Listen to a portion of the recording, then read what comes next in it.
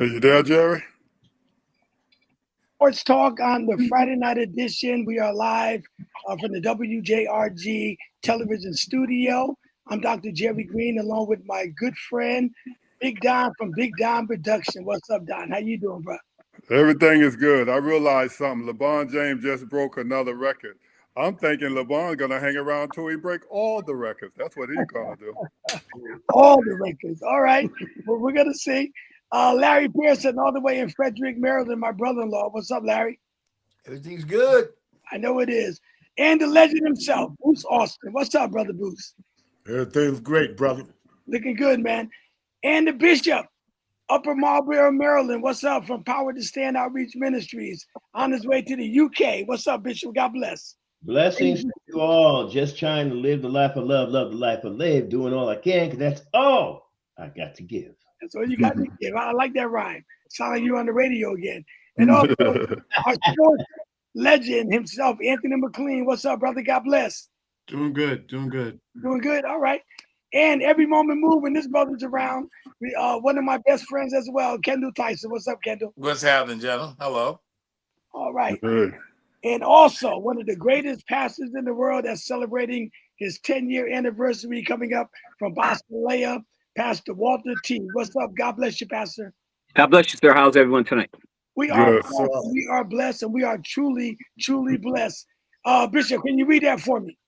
All right, hear ye, come one, come all, celebrate a man whom God has used all the time. Basileia Outreach Ministries Incorporated presents the 10th pastoral anniversary for Pastor Walter J.T., taking place February 22nd, 2026, in the 9:30 service. We have our dear prophetess Erica Eckert from Christian Love Centers Incorporated. In the 4 p.m. service, we have Pastor Aaron Guest from Ecclesia Global Worship Academy. All this is taking place at Basileia Outreach Ministry, 60 Conley Parkway, Suite B, in the city of Hamden, Connecticut. This is a pastor after God's own heart. But listen, you got 2 opportunities to show your love. I know he's been in your neighborhood. Some of you can talk about it. I'm not even going to send some of those things out there. All I want you to do is get up, get out, make your way to Basileia Outreach Ministry. I promise you, it'll be on time. You will never, ever forget. This is Big Don Productions proudly presents the Jerry Green Gospel Showcase, featuring the artist forever Yvette Early, Edward Beverly, and Redemption, the Mighty Ones, God's Favorite, Chosen by God, Anthony Smith, and Fully Committed. Also featuring Lisa Clayton and the legendary Voices of Freedom from the University of Connecticut. This all takes place on Saturday, March 28th. Doors open at 5:30 p.m. Show starts at 6 p.m. Meet us at the Dixwell Q House, 197 Hamden in the city of New Haven. Tickets in advance are $20, or you can cash app $84 Plymouth. For more information, call 203-875-0520. This is a Big Don production. Thank you, guys. Thank you. And once again, Pastor Walt, for your 10-year anniversary, man. We're, like I said before, very proud of you, my brother. Keep up the great work, man. And I'm going to give you a shout out on WYBC as well, man, all right, for your 10-year anniversary. All right, Larry, let's do our thing, baby. Come on now. Okay, first thing we're going to talk about them Dallas Cowboys. They always start off real nice in the news. They're going to franchise Pickens. They already came out and said it, and Pickens say he's not having it. What? So what's going to happen is we doing the same thing all over again. Pickens already came out and said he don't want to be franchised. So they try to put the franchise tag on him and pay him around $28 million. He said he's not a number 2 receiver. He says he's number 1 receiver. Over Lamb? Over CD He says he's the number 1 receiver. His exact words. All right, let Bruce start this off, Larry. Come on, Bruce. Bruce the legend. Go ahead, Bruce. Yeah, I believe he should be paid like a number 1 receiver. You know, I can believe that, but like we were saying Tuesday, we didn't expect nothing different from Jerry. It's not surprising to hear. You know what I mean? But It's Pickens not called him out surprising to hear. from the word go. Right, And nothing changed. It who you got was next? what would have really surprised me if you would have started out and said Jerry signed Pickens. Yep. That would have been a joke. Yeah, that would have made me jump off the couch, man. All right, go ahead, This ain't Pastor. no more business as usual. Go ahead, Pastor. Pastor Walk. Yeah, I agree with Bruce, man. Is anyone on here surprised? Nah.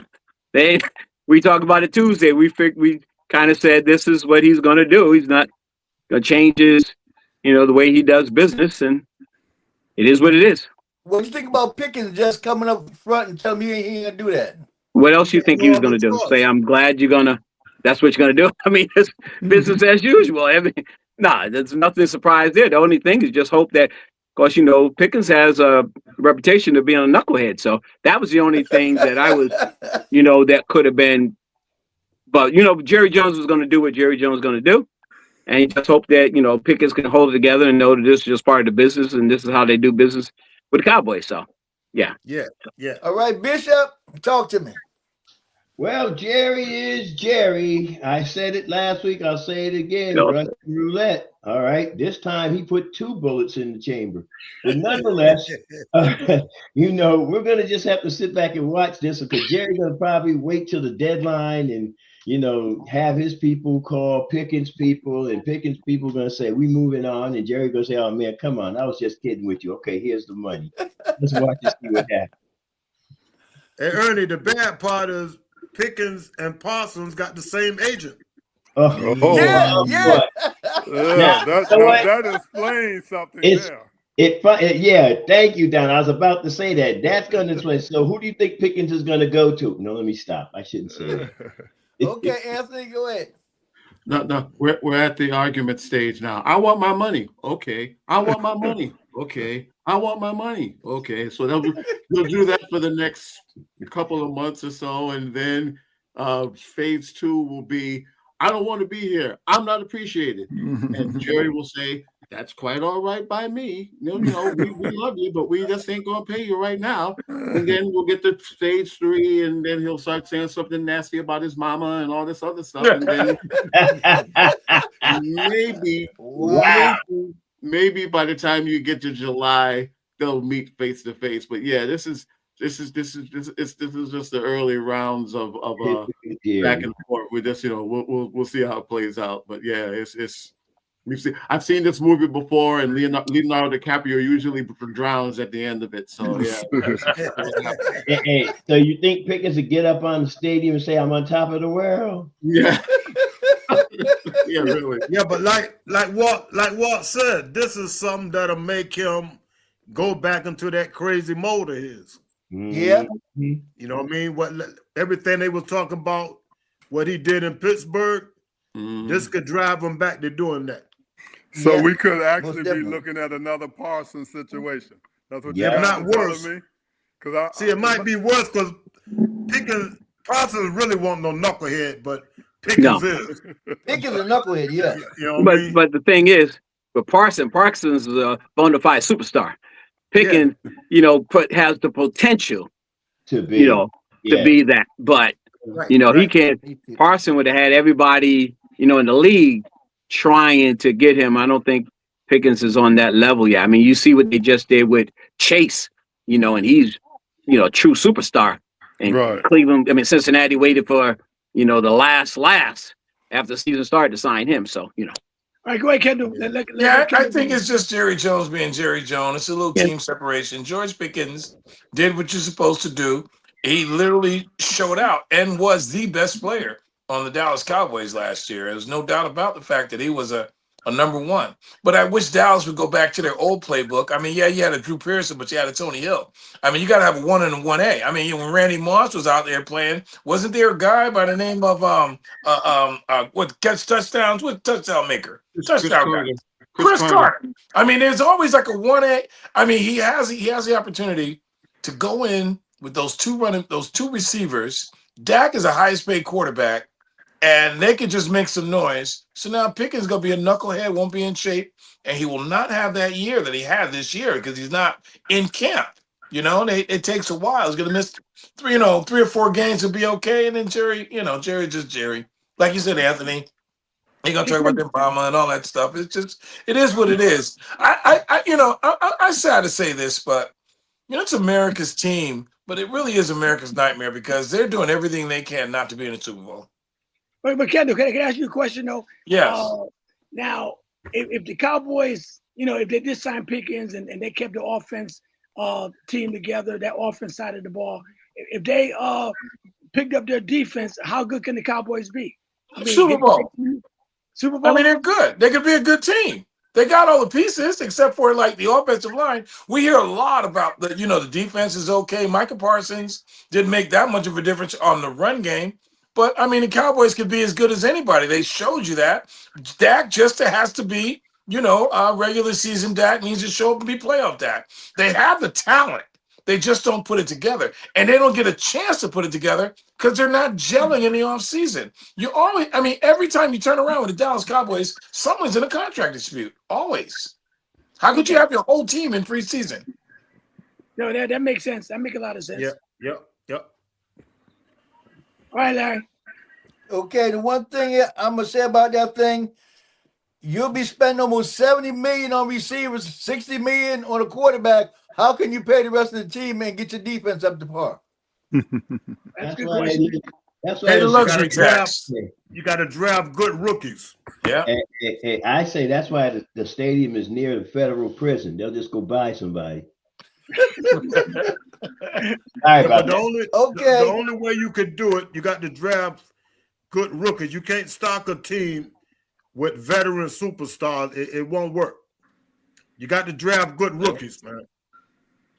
Yeah. Okay. I agree with that. Okay, moving on. Crosby said he don't want to be a Raider no more. Wow. They said he's about 32 years of age.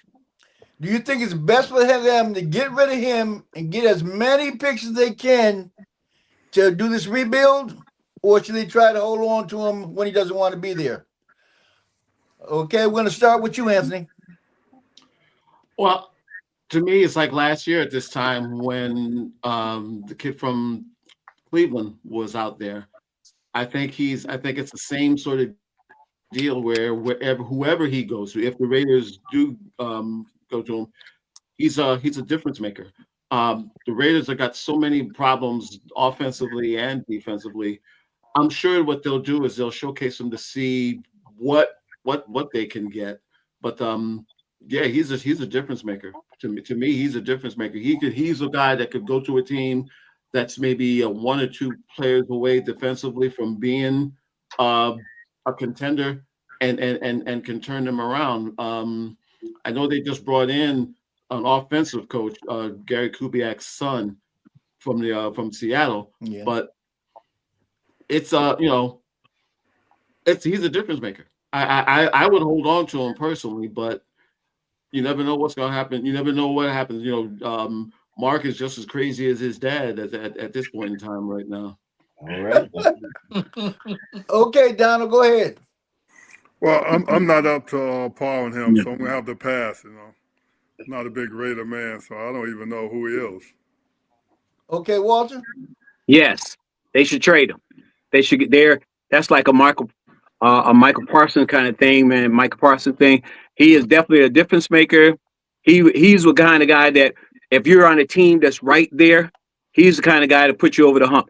Please don't let him go to the Eagles. He's the type of, because they got the best general manager in the business. He knows how to plug them in. They put him on the Eagles. They're going back to the Super Bowl. But yes, they got so many holes that they can get multiple players for them.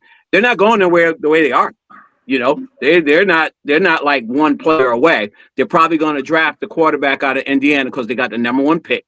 Mm-hmm. And then they got, the two tight ends, and they got Gentry. That's it. And they got Mad Max. I would trade him, get as many picks as they can, or many players as they can. But he's that guy. He go to Kansas City, they're back in the Super Bowl. Wherever he goes, he's gonna make a difference. I think that he's I would trade him. You know, I would trade him What and about get as many as we the can because they're Cowboys? not going to win with them. Yeah. But what about we go to the Cowboys, Pastor? Yeah, wherever he goes, he'll make a difference. He'll make that defense better. So yeah, wherever he goes, he'll make a difference. I was waiting for the other shoe to drop and hear you say, except Minnesota. So I didn't say anything. I said wherever he goes, he'll make a difference. He's that good. I believe it. I believe it. But they're gonna want someone to pay him that I think Dallas can't do that. Plus, getting more players for the defense, I think it'd be a little too much money unless they can get everybody else out the draft. Yeah, but see, that would be the thing with Dallas. Dallas would definitely, like Walt said, anywhere he go would be a good fit. But this would be a great win for both of them, for Cosby and for the Raiders, because the Raiders would be smart to get rid of him because of the haul that they're going to get for him. And he's desperate to get out of there. So the Raiders would definitely be more than happy to get what they're going to get for him. You know, I'm talking about in a big haul now. Yeah. 3 or 4 draft picks, players. But see, the reason I said Dallas wouldn't do it because they don't really have nothing that they could really give up. Right. You know what I mean? They got a couple of young players, but they trying to fit in, but they don't have enough where they can really get them. But with the draft picks that they got from Parsons, I mean, they might do something. But one man not gonna help Dallas. See, he would upgrade their defense, but it's not. They need too much. They need corners. You know, they need linebackers. They need edge rushers. They need too much. But Bruce, their offense is good enough. You know, the thing is, their defense let them down. He would upgrade. Look at the second half of the season once they got the guys from the linebacker from Cincinnati and the other defensive players got healthy. They were competitive because their offense is good enough. So he would upgrade them.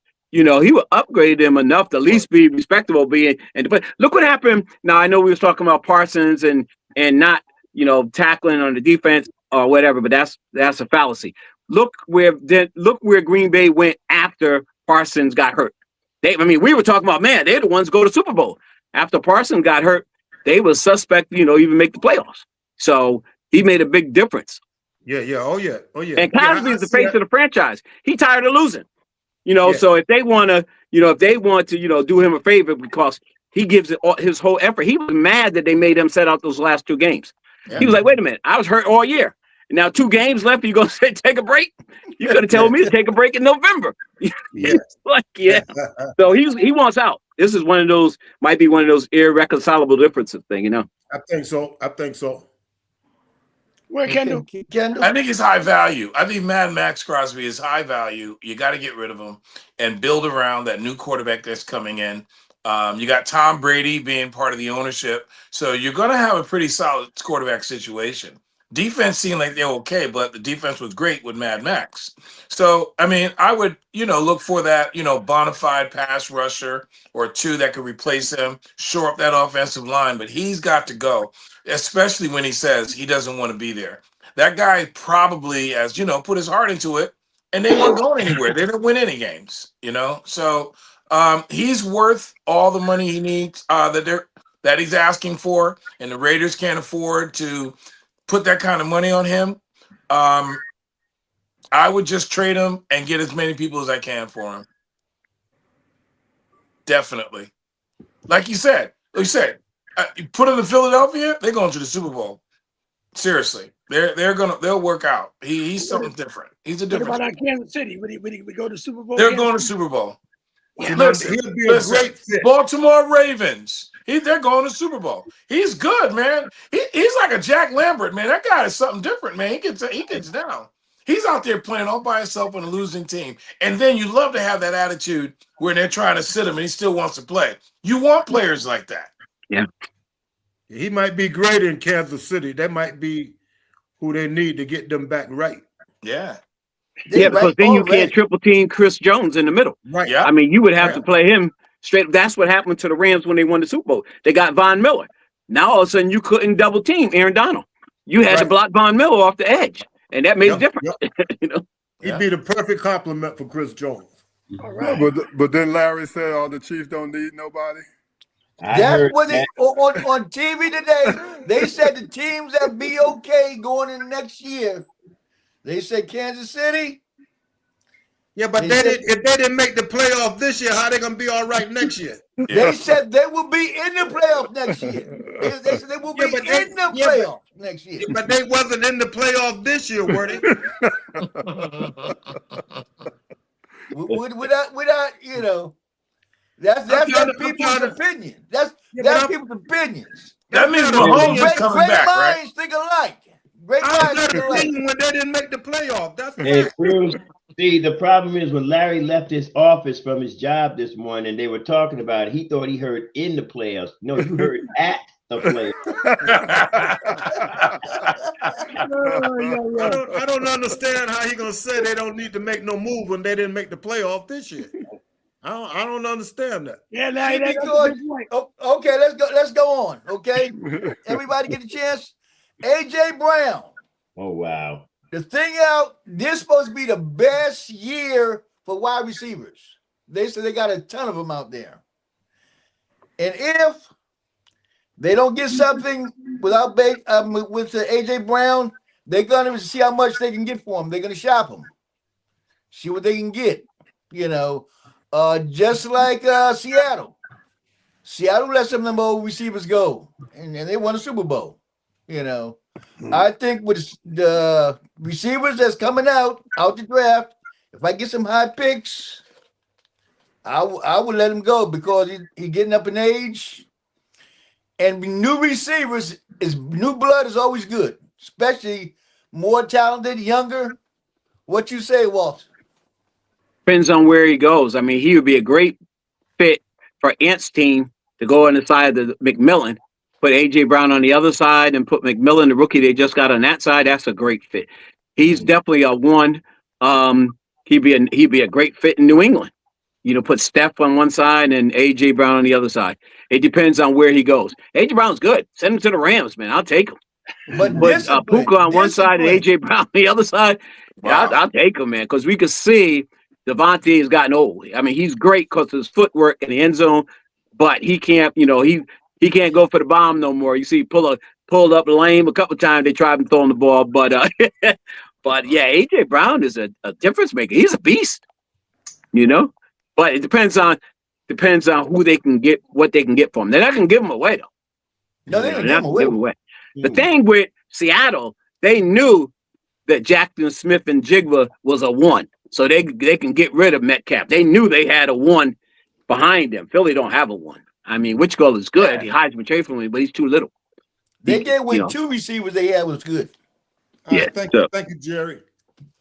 Yeah. I don't got a call from Jerry Jones. Jerry Jones said they're gonna send Pickens to Philly and they're gonna bring AJ Brown to Dallas. Yeah, I don't know about that one. Hey, Anthony, do you think AJ Brown? Jerry just called me. You think AJ Brown could fit in New England with their discipline? No. Mike Vrabel is not. I think he would because it looks like Diggs. Yeah, it looks like Diggs may be out the door. We'll get to that in a few. But yeah, he's wherever he goes. He still could be a number one receiver, depending on, like Walt said, depending on where he goes. But also, I mean, hey, you would look great in Carolina. I ain't gonna lie, I would love. Yeah, that'd be a good fit, man. I mean, in Carolina. Actually, I think he'd also be a very good fit for the Chiefs as well. Oh yeah, no doubt. That possession receiver, yeah. Exactly, because the thing with him is he's not a breakaway guy, but. No, he can be, he's that guy, when you need that first down, when it's like a 3rd and 7 or a 3rd and, he's going to run that route and he's going to get that first down for you and he's going to fight for yardage afterwards. But yeah, he's still, even though I want to say he's right at 30, 31. I'm not sure about that. I think he's right at 30. So barring injuries or whatever, he's still a quality receiver. So yeah, I mean, and Bruce is right too, Dallas too, but They ain't gonna trade him straight up for Nah, that ain't gonna happen. Yeah.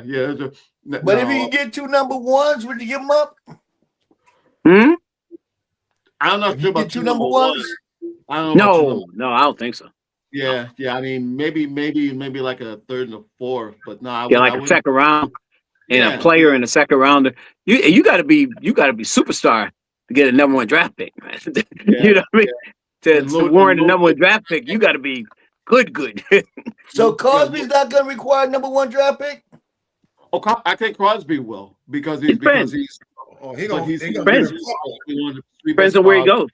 Yeah, but now to me, AJ, and even if you bring him in, maybe you don't bring him in for maybe like a 2-year deal with incentives and all that other stuff. So yeah, it's with AJ Brown. It's going to be more of where he goes. I mean, where he goes.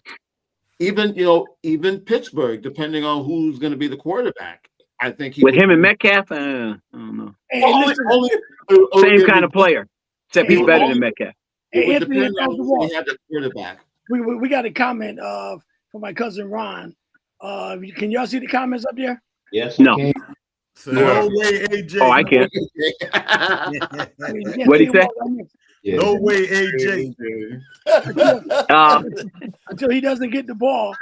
No, he's what he said. He said in Dallas. He said in Dallas. Right. That's why I said he wouldn't go to Dallas because you got CeeDee Lamb. That's why he wouldn't work over there because he got because then who you gonna get the ball to? Yeah, that's why I said not for Dallas. He got to be somewhere where he gonna get the ball. I was joking about that because that's like getting rid of one headache and grabbing another one. Yeah.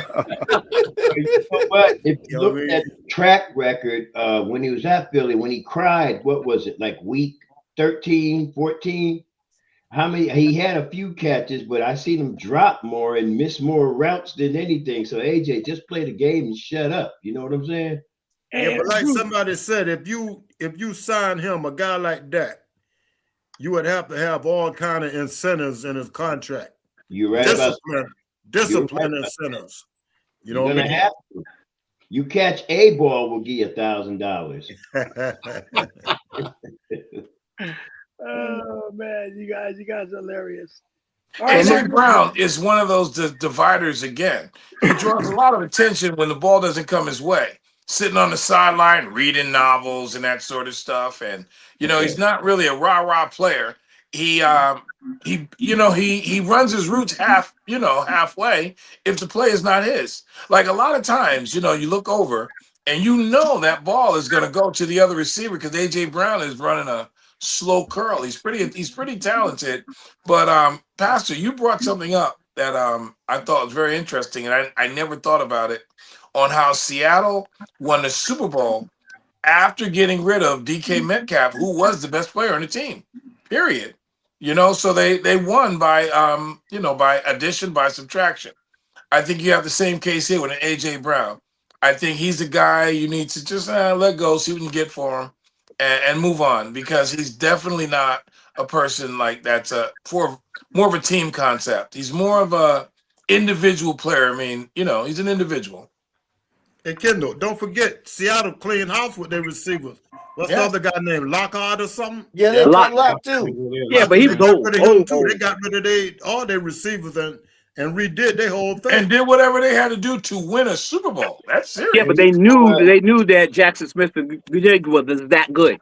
They got rid of Locke, and he got cut from the team that they went to. You know what I mean? So it wasn't like they got rid of a superstar. He got cut from that team. So yeah, but they knew how good that Njigba was. I mean, he's probably the best. I remember when him and Marvin Harrison Jr. when they was all at Ohio State, he was the best wide receiver. I think he was the best. I think Marvin Harrison just had the name, like Brian Greasy with Joe Montana. Not Joe Montana. With Harris Tom Brady. just had the name, but he was the better. Yeah, Brian Greasy had the name in Michigan, but Tom Brady was better. Yeah. Did anybody see that last comment that Ron Morris put up there? Now that's super cool right there. Yeah, did the greatest thing. Flush the toilet. That's terrible. What did he say? He said he turned around and said Seattle did the greatest thing, flushing the toilet and retooling. Oh yeah. Turned out great. But you know what else too, Walt? This one of them cases where the defense is definitely where you got a great defense and a mediocre offense. It wasn't great You know before what I mean? Dallas gave away some defensive players. No, but Man, they didn't give him away. You know, D. Lawrence, he was hurt, and when he was playing, he wasn't halfway playing. You know what I mean? So D. that Lawrence, was a great pickup for them, Bruce. yeah, You But put he him turned over to there, man. Oh Superman. my God, that was a great pickup, man. sometimes all you need is a change of scenery. You know Absolutely. what I mean? Absolutely. You know, you can't get yourself hyped up. You done went through so much with Dallas and don't really want to play. Now you get a new opportunity. Hey, man, you know, it's just like a lot of guys, you can tell when they on their last year of their contract because they playing their heart out. Dallas You know should get what I a mean? ring for that. They should get a ring for that. Yeah, man. They helped them out. Yeah. Yeah. Larry Ruff, Bruce. Oh my God. Yeah, he'd be all right when Kansas City get back in the year 2035. Hey, Bruce, if you want to poke at him instead, at least they'll be able to handle the push or something. Yeah. Hey, Bishop. Yes, sir. They talking about JJ like he don't exist. They said they're going to try to find an established quarterback. And they are looking for an established quarterback. JJ McCarthy had very little competition. And the kid, I think his name was Mullins, number 12, who came in, played great during preseason, but, you know, smelled like a dead skunk all during the regular season. There was no competition. So McCarthy was not in a hurry to get better. And I don't blame him. McCarthy was Quincy Messa's boy and not Kevin O'Connell's boy. So Kevin O'Connell's trying to find somebody that's going to at least get him to the playoffs, if not to the Super Bowl. So they had their man and let him go. They had their man. Yeah, they had somebody twice. Think about it. They had Jones on the practice squad and let him get away. And then they had Sam Darnold. They $30 million. They would 31.5. They wouldn't pay Sam Darnold 31.5 on a 3-year contract. Man went 14 games. They call him a fluke. Yeah, you know what? I would have rode the fluke because at least he got me there once. If I didn't get there no more, but that's why Quincy Meza is no longer there. But you called him a cheap suit all year. Yeah, I did call him a cheap suit all year. You know why? And I'm gonna take away the face mask in the last play against the Rams. I'll excuse that one play. But every time Darnold was pressured, and you see his last 2 games when he played the Rams and get the first game, and then the Lions the last game, they put pressure on him and he folded. He was worse than dominoes falling down, man. But hey, the only man that ever made out better than Donald is Kirk Cousins. Exactly. He had all them guaranteed contracts. He had genius. Donald made out perfect. He got booted around the league and found his niche, got his money and his ring. Same year. You got that right. And now if he walks anywhere in the next year or two, he gonna get paid again. Kirk Cousins like money too. Yeah, but Kirk Cousins, he done made more money than anybody ever made in the league, man. Just saying, Kirk Cousins is a good. He's a good managing quarterback, and he's if you a need money somebody maker. to just get you to the playoffs, he got a great agent. Whoever he does. I need his agent. And he was the second player picked out of Michigan State after RJ Baylor, the one RG3. RG3. Out of Baylor, yeah. And literally he is just coming along. You like that? You know, that's a little saying, but Kirk Cousins is getting paid. Well, he is. All guaranteed money, man. Yeah, All guaranteed money. Every time. Atlanta can't even And really he's a Christian, just so you know. He should be. Yeah. As much as he's been blessed.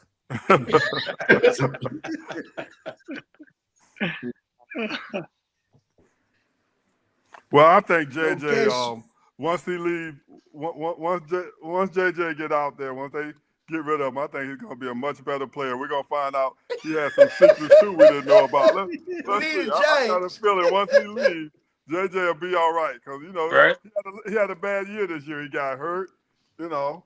He just had a bad year, first year.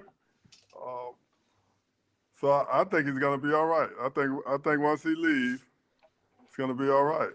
Don't you, Bishop?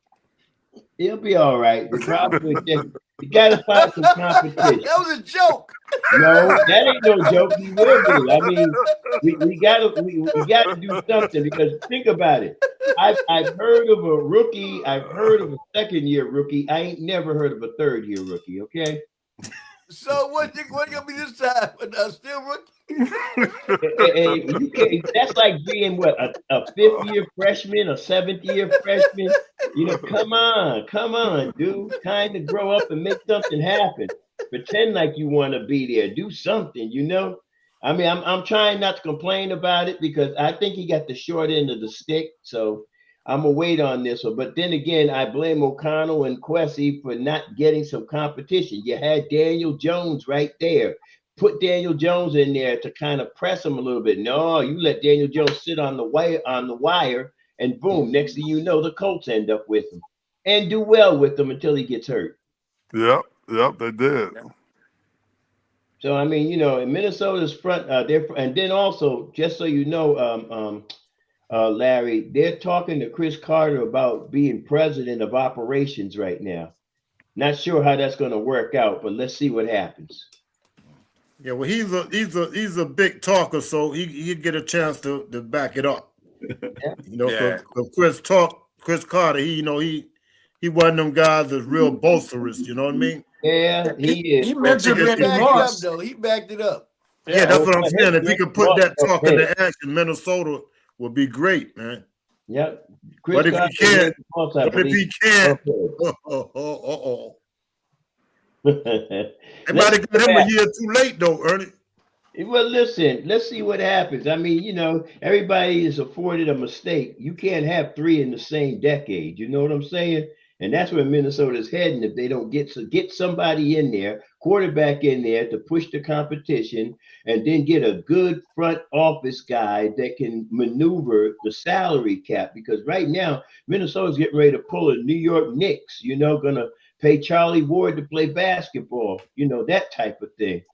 Oh, Yeah. Well, you know what I mean. Charlie Ward, football player, played basketball. Oh yeah, I'm with you. They're gonna turn around and bring a soccer style guy in to turn around and do football. Well, not Chris Carter, but you know what I mean. So I'm gonna, and then wait a minute. Now let me get after Pastor Walk. In the chat, I said, you know, because the Seattle won the Super Bowl, I said I was going to be like Kendall playing hopscotch. I might jump over to Seattle next year.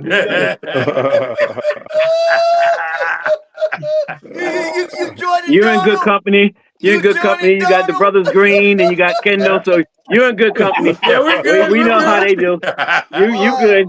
But listen, a couple of years ago, Bruce, he was with Kansas City. That was his team on that side, you know. So you know, listen, you just gotta stay with one team, win or lose, man. You gotta stick with them. Like Donald. Donald stayed with the 49ers this year, and they almost went to the Super Bowl, man. You gotta hang in there. I got no loyalty. I jumped off the Kansas City bandwagon. I saw where the plane was going, heading right for Mount Rushmore, and not to put anybody on it. Hey, Ward, I think that went over their head, man. I think they didn't hear when you said he got the Green brothers. No, I know. That's all right. We know how they do. The last time Cowboys won, his grandfather was alive. Hey, Larry. No, go ahead. Larry, I have a question a lot for you. of hopscotch in their day, man. Hey, Larry, I have a question for you. I got another comment from Ron, too. Why not? I'm sitting here in Dallas. People get mad, but Cowboys are paper champions. They always have been. I mean, they won Super Bowls, but Cowboy fans, Patriot fans, who else? Somebody name me the other team. Kansas City fans, they always got them in the Super Bowl every year. Every year. Who had the Cowboys in the Super Bowl? No, they never were paper champions. 50 years. Who had them in the Super Bowl? On paper, the Cowboys are always in the Super Bowl. On paper, according to Cowboy fans. Okay?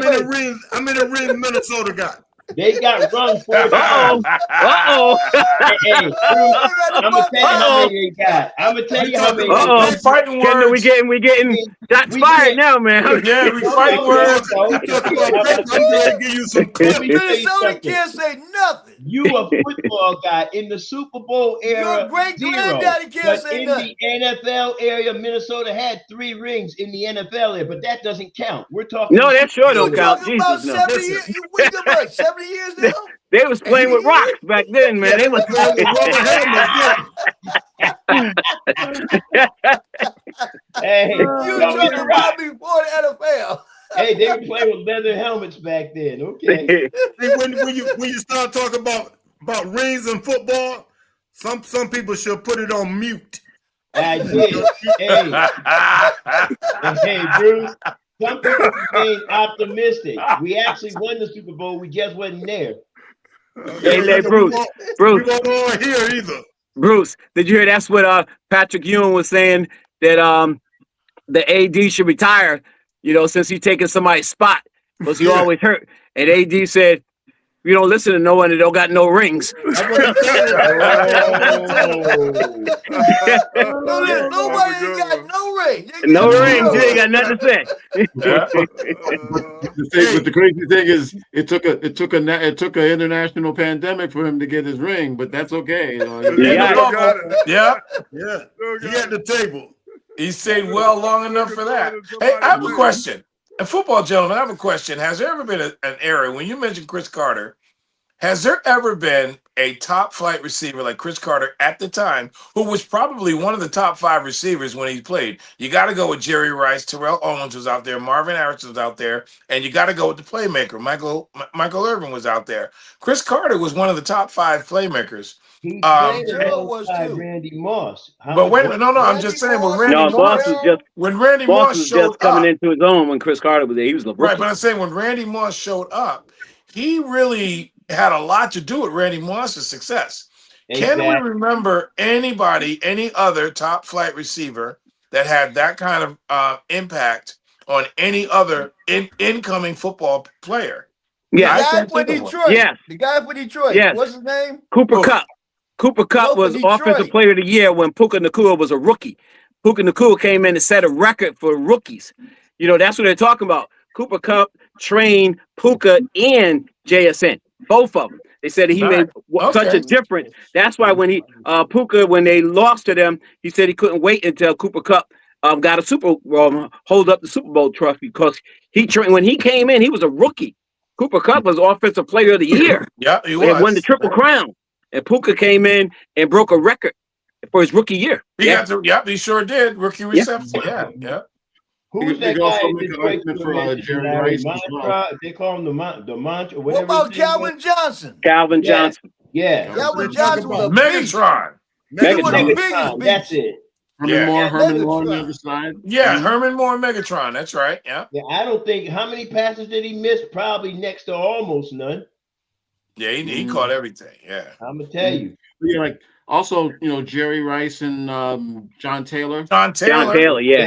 They forget about John Taylor. How good he was, man. It's just like Swan.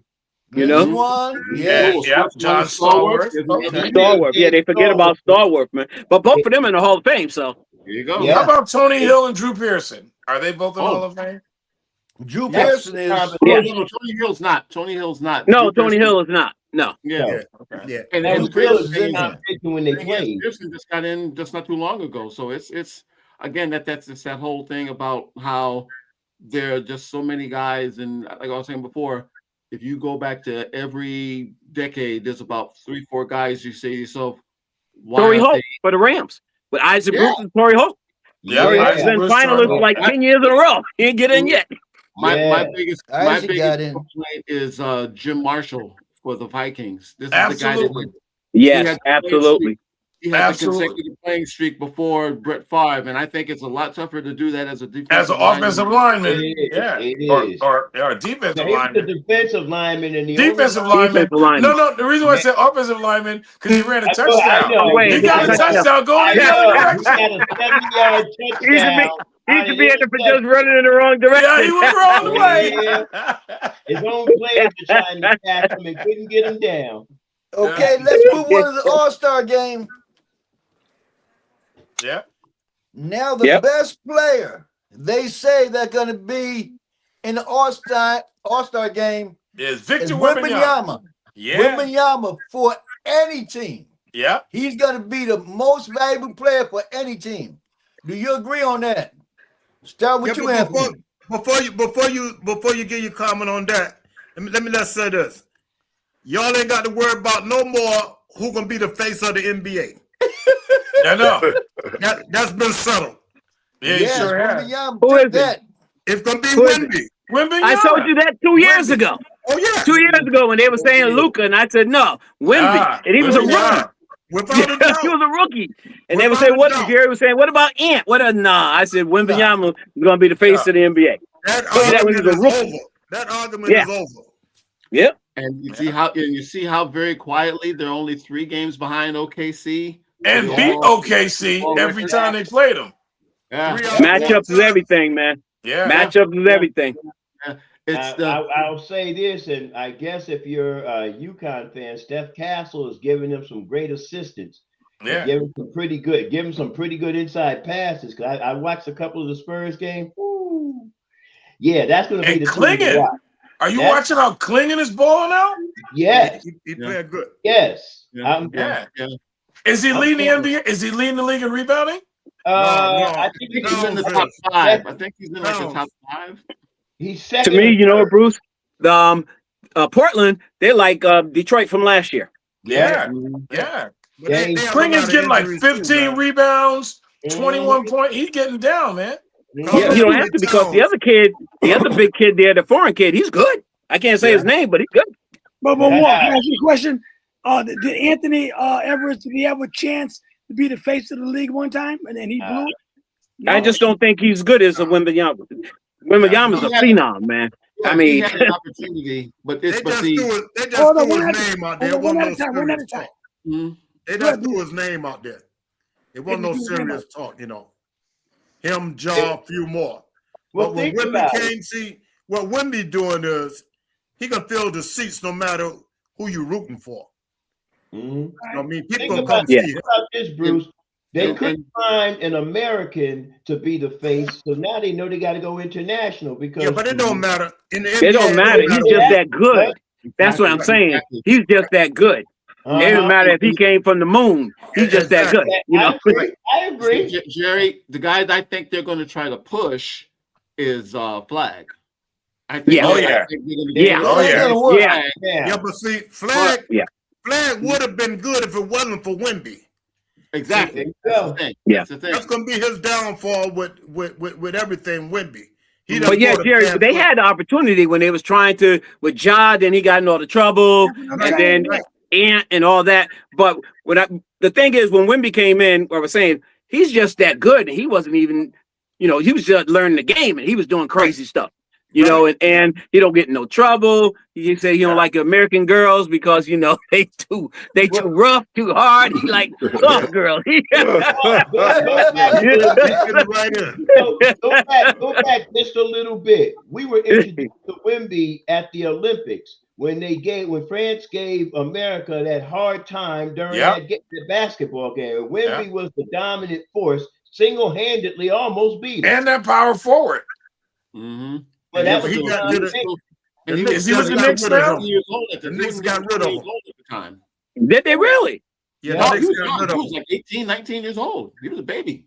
He didn't play that good. Scary. To me, that's the scary thing about Wembanyama is because I don't personally, if I'm with San Antonio, I would take him to Fat Burger a couple times during the week. Oh yeah, absolutely. But if he stays healthy, I mean, what are you going to do with the world is? Yeah, nothing. Nobody could. The thing is, he grew up playing like a point guard. He didn't want to be. He didn't want to be known for just being a tall player. He just wanted to be a basketball player, and that's why he shoot from the outside. He said he didn't want to just be a tall player, and he He's just like grew up like a point 36% guard. from for threes. Almost Yeah, 40%. because he's been doing this whole life. Highest percentage for a center or for a guy his height for 3-point range. What is he like? 36, 37%, something Yeah, like that. yeah. That's 36. the league He's up average. there. That's the league average. So yeah, he's Yeah, So, but that's because that's what he's been doing who looks this like whole time. So I got a question. That's why I said before, maybe a month or so or whatever. Is he going to change the game? Now the other big guy is going to be trying to bring the ball up and all done that. it already. Yes. Yeah, but everybody ain't got that talent. We done seen guys 7'5" before. Yeah. Ralph Sampson. Nobody got He's talent. just Ralph Sampson was ahead of his day. He's just Ralph Sampson of 2026. That's all. Yeah, but Ralph Sampson was tall and he was good, but he didn't have this kind of talent. No, but I'm saying he was before his time. But you know, because he wasn't encouraged to play that kind of way. They was like, "Oh, look, you so tall, get your butt in the basketball under the hoop." They ain't saying Wemby that because he that good. They say shoot the shot, bro. Yeah, but what? Don't forget he was. Somebody was saying he was playing like a god, but don't forget he was working out with Crawford. You know, Jamil Crawford. Yeah.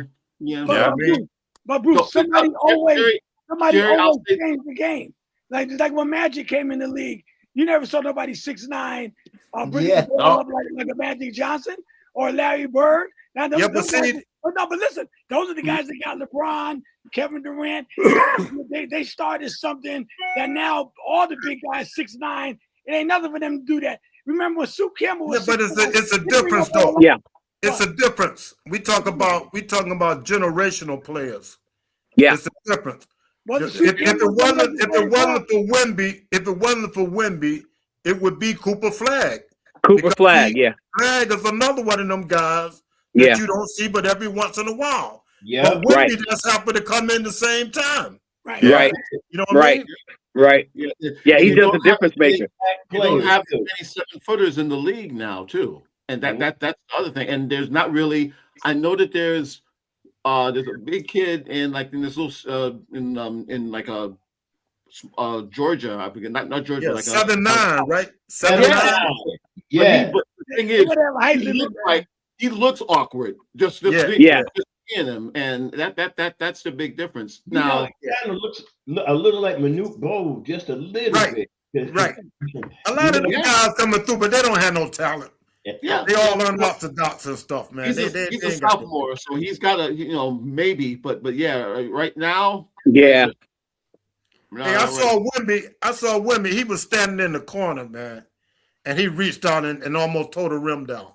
No. I'm talking about standing in the corner where anybody else would have been shooting a mid-range. And he just scratched out, and I'm saying, man, how you gonna stop something like that? I know.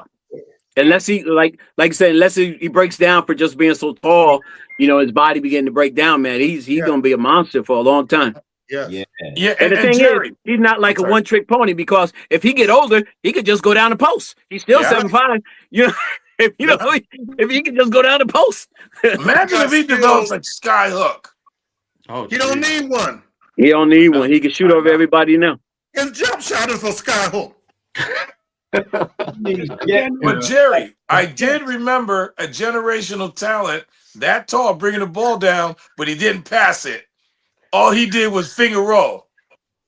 Come on, George Gervin. Yeah, I can handle the ball like that. It's just he didn't pass it. Yeah, but George Gervin was about 6'8", man. Yeah, 6'8", 6'9". But back then, he was a point guard, a shooting guard. But when you think of George Gervin, how did you like that assist? Oh, what? He didn't have any. Yeah, but Ice went to the hoop. He was smooth now. He was smooth. Yeah. He could finger roll it from anywhere. Yes, sir. What? David Johnson got what? He go right out the next night. All right, so Larry asked a question about the All-Star game. Go ahead, Larry. Get back to that. It's 6:55. Okay, the next thing on NBA All-Star game is the three-point contest. Now they got Murray to win that. Murray? Now we talked a lot about Murray, and they got him predicted to win that. Who else? Win what? I got a question for you. To win, Murray winning a three-point contest on the NBA All-Star game. But I got. Really? Are they still going to do what they've done years previous? Pit the men against the winner, the male winner versus the female winner? Because come on. No. I don't think so. I don't think so. I didn't hear nothing about the women in it this year. Yeah, they got the world in. I like that. I like that, the USA against the world. But I think that's unfair because there are more players. They got 2 U.S. teams, okay? They got 1 world team. Yep. So the world team gonna have a better lineup. Oh yeah, without a doubt. Because U.S. got to spread theirs out in 2 teams. So which the way they got it, they got the young bloods, and then they got the old heads for the U.S. team. Right. But the thing is, who's playing center for the U.S. because Karl Anthony Towns is playing for the world, and who's playing center for the U.S.? I think the guy from Detroit, Jalen Duran. Yeah, but he can't. How you gonna hold Joker in Wemby? Now that's he's this not generation's Ben Wallace. Hey, AD might get his fingernail healed and come in. No, AD's not out there. Yeah, but like I was telling them Tuesday, they should have had United States and Canada playing together. Yeah, I would agree with that. The rest of them. Yeah. I mean, it's really not fair to have all these other countries up against just the United States. It's not. You know what I mean? But the way that all the guys are hurt, but Shea's hurt. There's a lot of guys hurt. The U.S. got a chance to win because a lot of guys are hurt. I think that Karl Anthony Towns should have been playing for the USA though because they don't have a center. They don't have a center. He's Canadian. No, he's not. Towns. No, Towns is from Dominican, I think. Dominican. Dominican. Okay. All right. It's the Caribbean. So, pick a country. And how about the fact that Chris Paul is retiring? Yeah, he retired today. Retirement today. Yeah. Yes. Okay. 12,552 assists, 2,728 steals. He's second in the NBA in both those categories. He's a 12-time NBA All-Star, 11-time All-NBA, 9-time All-Defense, and he's one of 7 players to play 21 seasons and a 2-time Olympic gold medalist. First ballot Hall of Famer. Yeah, no doubt. Point guard. That's what they call him. How many rings? Yeah, I know. I'm going to say that. Yeah, but he's first ballot Hall of Famer, though. Yeah, Hall of Famer. Talking about Don, one of the guys that had we don't believe in luck, but boy, if he didn't have the worst luck. I mean, every team he went on, he got hurt, which really turned the tide. When he was with Houston, they had Golden State. He got hurt, pulled a hamstring. Every team he was on, he got hurt and just changed the directory of that team. Every team with the Clippers. Yeah. That's what I'm saying. Everyone. That's why he went back to them to retire. It's like when they played the Milwaukee Bucks. Phoenix was up 2-0. They was up 2-0. All right, they had a chance, to win, and he got hurt. That's what I'm saying. Every time, man, it just stemmed the tide. It turned the whole thing. Yeah, that 3-1 lead when he was with the Clippers as well. Yeah. Well, before we go, do you guys think Harden got a chance to come out of the East? I do. Oh yeah, definitely. I don't know. Playing. Detroit got the best record. Yeah, I think Detroit, man. You know what, Don? Because that all the teams from all the great teams, they have that first year when they get there and they get knocked out. That next year they hard to beat, and I think that was Detroit last year. They got knocked out. I think they're gonna be tough to beat this year because they've been there. Disappointed. And Harding, man. He got to prove it, Don. He got to do something in the playoffs. He always doing something in the regular season. It's just when it comes to the playoffs. I'm hoping that Mitchell carry him because we know Harden can't carry him. Yeah. I'm hoping that Mitchell does step up because Harden, he's going to be Harden disappear. Yeah, but both of them teams are real similar. Don, I know a couple of years we said Kawhi was done. Kawhi's back, man. Kawhi. Sure my God. Kawhi is back. For a minute. He had enough rest. No doubt, but he back, Bruce. I mean, he hard to stop, man. He posting people up. He doing everything. This just his 3rd year. If you put up all the games he played, this just his 3rd year. Come on now. I hear you, Bruce. I hear you. Oh, go ahead, Don. What would happen if Harden had stayed? They could have been awesome if Harden had stayed, but like we Surprised they got rid of Zubac. They were playing good. I'm surprised they got rid of Zubac. So I was shocked when they traded him. Yeah. I was So- definitely. I said they should have picked it back to the Lakers. You know, it's that's where he almost started, like- man. That's right. Man. It's almost like the Clippers didn't believe in Kawhi. They Yeah. got rid of everybody. Just I to keep guess, coming right? back. I guess they said, hey, this is a rebuild, so let's. Yeah, and he said, okay, I got you. And the thing is, they're only as of right now, they're only 3 games out of the 8th spot, so they would be in the play-in game at this point. About the Now. Clippers? Yeah. Yeah. Kawhi should have went to the Lakers. That's what he should have went to. He had a chance to go to the Lakers, Don. Kawhi don't want to play with. No, he you know don't what, wanna Jerry? play with He him. wanted. Yeah, he thought he wanted to beat the Lakers. He wanted to beat LeBron. He wanted to. Yeah. Yeah, he thought with him and Paul George and Harding, they all from California, that they was gonna put the Clippers on the map, and they didn't. My man went out and bought a stadium and everything, and they stink. But Can you imagine him and LeBron together? I mean, Nah, he didn't want to do it. No, they wanted that. They wanted to be like the Villanova boys.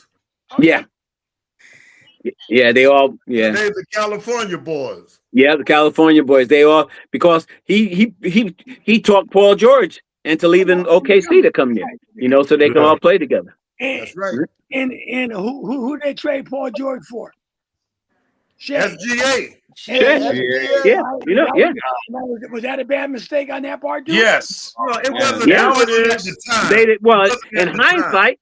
But Now hindsight, it is. but it's Yeah. same thing. SGA wasn't proven. Paul George was a perennial all-star. So in hindsight, it's a bad dude. When they was doing it, it wasn't. Yeah. And that's bad on the GM then, because if you had talent and you didn't see, and just like with Kobe Bryant coming from Charlotte to the Lakers, Jerry West saw something in him that the other GM didn't see. So you got to blame the GMs, and you're going to trade away a guy that's the MVP, won a championship, and you didn't see that talent in that what he had. Even the practice. Michael Jordan went number 3. I know that. Yeah, but I'm saying you don't see that kind of stuff in these Yeah, that's all guys hindsight. that Yeah. young. Yeah. Kevin Johnson was sitting behind Mark Price in Cleveland and wound up getting traded to Phoenix, probably be the West. Yeah, man. Yeah. Right. Yeah, he was coming off the bench. Yeah. Yeah. But Bruce, Michael Jordan, Elijah was the number 1 pick. So I mean, Yeah, but I'm saying Sam Yeah, but then Bowie was still he number could have 2. went Sam Bowie. Yeah. No. Yeah, but they said they had Drexler. Yeah. Right. And that's still the GM. That's the GM fault again. I mean, you got a talent that you don't see. I'm Yeah, paying but you. like you said, that's hindsight. Yeah. You think they But would that's care about Bowie or Clyde Drexler? They thought Jordan gonna turn out the way he was. No. Sam Bowie wasn't the best. Jordan was a No, I'm saying they said that they had Clyde Drexler. I'm Right. saying that they would have got rid of Clyde Drexler if they thought Jordan was gonna turn out the way he did. I understand that. Okay, they had Clyde. But yeah, that's the thing but Jerry West, man, he's probably one of the greatest general managers ever. You know, he just had that eye for talent. That's just like the Eagles guy. You know, everybody's saying they take his mindset is take the best talent on the board. That's why you got a whole team in Philadelphia of all Georgia Bulldogs. He was like, "What? Nah, we ain't letting him go. I don't care. We got 6 linebackers. We taking him. You know, and that's you know what I mean. We taking another one. And every time one go down, they put the next Georgia guy in there. You know, That's a great comparison. Bruce, Man. hey, Bruce, let me ask you a question. I thought about this one time. If Isaiah Thomas was in that draft with Elijah on instead of Michael Jordan, and he just won a championship with Indiana, would he would have been number 1 over Elijah on? What you think? No. The only reason he wouldn't have was been a beast. Yeah, but the only reason he wouldn't have been ahead of Elijah because back then it was the big man game. big man game. Yeah. Yeah. See? Right. Right. That's the only reason Michael Jordan went number 3 because of Right. it was depending on Isaiah Thomas the first play of the game was down low and then throw it back up. Bruce, Isaiah Now Thomas shoot came in the league 3-pointer. before Michael Jordan, right? Isaiah Huh? Thomas came in the league before Michael Jordan. He was the number 1 pick. And Clyde came in the league before Michael, so did James Worthy. There wasn't centers, and there was number 1. But how many of them guys were better than Elijah was? Oh no, they weren't better than Elijah, but you said Well, that's why they wasn't the number 1 pick. Isaiah Thomas was. He wasn't. I'm saying, did he come out at the same time Oh, Elijah no, was? not the same year with Elijah. No, he didn't. That's what I'm saying. The centers that Isaiah went ahead of, they wasn't as good as Elijah Watt. That's why he went ahead of them. Yeah, because Elijah played for the University of Houston, and Houston lost that first pick. That was a no-brainer. And Sam Boyd was playing good with Kentucky too. Now, yeah, right. But like you said, it was a big man's league, and they figured, they have a shooting guard, small forward, and they needed a big man. So right. Yeah.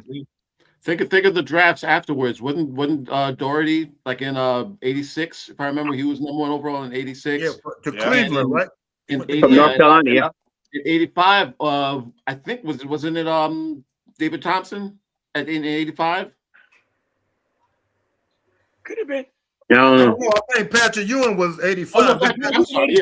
Yeah, Basically, you had three centers for a 3-year period where they were the #1 overall pick. So yeah, it's just it's different now. I mean, Bruce made up a good point, because even when Shaq came in the league in '92, I think the next year Orlando picked Chris Webber, and they traded him for Penny Hardaway. Because they needed a guard. I mean, it wasn't that Chris Webber wasn't good, but they didn't need him and Shaq together. Yeah. Right. Because that big tower stuff wasn't working back then. It didn't work with Ralph Sampson and Elijah Wan. So I guess they figured we don't need Shaq and Chris Webber, we need a guard. So yeah. And don't forget that the Knicks had Cartwright and Marvin Webster. That's right. You know what I mean? And they send Cartwright to Chicago. He played with Michael Jordan in Chicago. Yeah, but then they get back to you Marvin Webster home too, but that's a whole other story. What happened? I wish they had sent Marvin Webster home too, but that's a whole other story. The human eraser. Remember the human eraser. There you go. Yeah, the human eraser. Yeah. So the All-Star game come on tonight, right, Larry? They start they having not the game, right now they got the celebrity game coming on. Yeah. I don't see that. So the All-Star game tomorrow. Confused on how they're gonna do the elimination with the 3 teams, 2 U.S. teams. I believe round robin. With the first game, the loser will play the world team, and then the third game will be the winner of the 2 winners will play in the third game, if I remember correctly. I could be wrong. 4 games. Yeah, it was 4 games. Yeah. I think Melo coaching one, right? Yeah, Melo's coaching it's the young U.S. guys. The Stripes are playing the world team, and then the loser, I think, is playing the old guys, and then the 2 winners are playing something like that. Yeah, something like I was just reading it. It's kind of confusing the way. Yeah. Now that's going to be tomorrow, right? That's tomorrow. I'm actually right. Yeah, tomorrow night they still have All-Star Saturday night with the slam dunk, the 3 points. Yeah. Everything. But who's in the slam dunk? No, contest? Sunday is the world game. Sunday's the world game. Okay. Yeah, I'm actually gonna watch it because I haven't watched the All-Star game forever because they don't play no defense. So I'm gonna watch it this year. But they got Tracy McGrady and Carmelo Anthony team play tonight at 9:00. All that's Sunday. And the winner of them plays. They got this thing, man. They got it all over the place. I don't understand why they didn't just do that whole U.S. versus the world and just have it one big game. I mean, it's too many players. I guess. I mean, you would especially. I mean, if you look at all the real top-notch players, they are from other than the U.S. I mean, you got guys that are, and a lot of them are hurt. Yeah. A lot of them are hurt. Listen. I like I think whoever said that the U.S. and Canada against the world, I think that would have been a good game. I think that would have been. I think so. That would have been good. I got to throw this in there before we go. They had a topic on social media. Kevin Durant, if he don't win another ring, and he's in his 2 rings that he won with Golden State, would that hurt his legacy? If he don't win no other ring outside of Golden State, would that hurt his legacy? I don't think so. Nah. I wouldn't think so. No. But it takes him out of the conversation of being the best ever. He's going to have more points. Yeah. He's going to have more points than a lot of players. And he could, you can make the argument that he's the best ever 3 or 4. I mean, pretty much, you got the argument of Magic being 1 and Steph Curry. Kobe and Michael Jordan at the 2, LeBron and Larry at the 3. You don't put Kevin Durant's name at the 4. You don't say it. It's sort of like if he wins it himself, now he's in the conversation. He just doesn't seem to be in the conversation. What I was saying, he could win another one. He still ain't gonna be considered the best ever. No, but Bruce, for example, LeBron won 2 in Miami, and a lot of people said he won it because of Dwayne Wade. Dwayne taught him how to win, and that stigma would have always been over him. If he didn't win one in Cleveland on his own, with Kyrie, and one in LA, that would have been on LeBron's legacy. He won under Dwayne Wade. All right, so that's what I'm saying. I mean, that got him. I don't agree with that because. Why you don't agree with that? Because when Durant won with Golden State, he was MVP. When LeBron won everywhere he went, he was MVP. Now, if they'd have played on them teams and somebody else won the MVP, you could say that. But they won the MVP. That means nobody carried them. So that ain't nothing but public talk when they say, well, if he don't do this or he left, because that's just hate. They never mentioned Kevin Durant, Kevin Garnett, and Ray Allen going to Boston. But LeBron joined Dwayne Wade's team, and Kevin Durant joined Steph's team. Don't make no difference. But listen, let's look at Kevin Durant this way. He done played at how many teams? 5 teams. This make number 5. He's gonna always have that stigma if he don't win one, or that the Warriors got him those 2 rings. That's gonna always linger over his head because he was bouncing around trying to get one on his own, and it didn't happen. Yeah, but they could say the same thing about Kevin Garnett. If he had left Minnesota, he would have never had one. See, it worked both ways, but people want to put them labels on certain people. Yeah, well, you know what I mean? I mean, I know that's the way it's going to happen with Durant. Everybody, he's going to be labeled whether he like it or not. He's going to go down as everything you guys said, but that's going to always hanging over his head. Yeah, but check this out, Donald. When LeBron came out of high school and went to Cleveland, he took them boys to the finals. He didn't win it, but he took them boys to the finals, right? Yeah. How are everybody saying that he learned how to win in Miami? He didn't learn how to win in Miami. He just had a better team in Miami. I think they knew. He took a bad Cleveland team to the finals. That proved that he knew how to win. He just didn't have a good enough team to beat. But what's Kevin Durant? Dallas. What's Durant doing to prove he know how to win now without Steph Curry? What are he doing? Yeah, but I think that the thing about LeBron, I don't think it hurt him because he was still the best player on the team. Right. LeBron was still the best player in Miami, whether it was the Dwayne Wade's team or not. He was still the best player on the team. Garnett, I mean, I think what KD's thing is he joined the winningest team ever. He joined the team that had the most wins ever. That's the difference. He just made that team.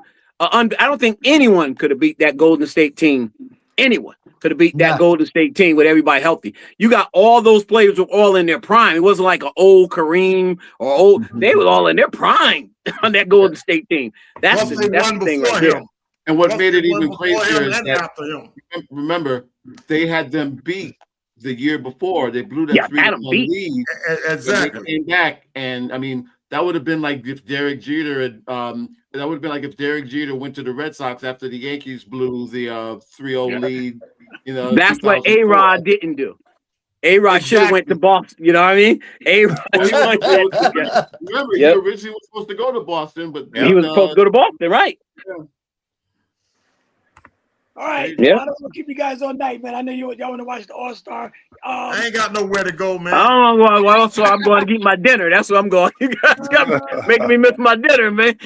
Like I said, I don't want to keep you guys all night. I know we have a good time on Sports Talk. Let me close out in prayer. Father God, I just want to thank you for another Sports Talk on this Friday night edition. Bless everyone that's viewing us tonight, Lord, and bless everyone that's a part of the panel, Lord, even the ones who couldn't make it, my brother Henry, and also bless Bob McCormick, Father, that's part of the panel as well, Lord. And we just love you, Lord, because you give us an opportunity to fellowship and come together and show the world that we can be Christians and still have fun with you, Lord, and talk about sports and just have fun in general as men, Lord, because we just want to get together and just show that we can give you all the glory, Lord, with sports talk on this network today, Father. Continue to bless us, and we'll be back together on Tuesday. And bless the families as well, and also bless Basilea as they celebrate their 10-year anniversary coming up in a couple weeks. We give you all the glory in Jesus' name. Amen and amen. Amen, gentlemen. Amen, gentlemen. All right. So, Amen. so Sunday, Great let show. me get it straight. Sunday, you're going to have all the big games then. Yeah. Yeah. The round robin, all going to happen on Yeah. Sunday. Okay. Yes. Yeah. 6, I think. Yeah, I'm actually going to look. I'm looking forward to it. I want to see what they do. I'm telling you, though, I think the U.S. will win. I think the old guys are going to win. You think so?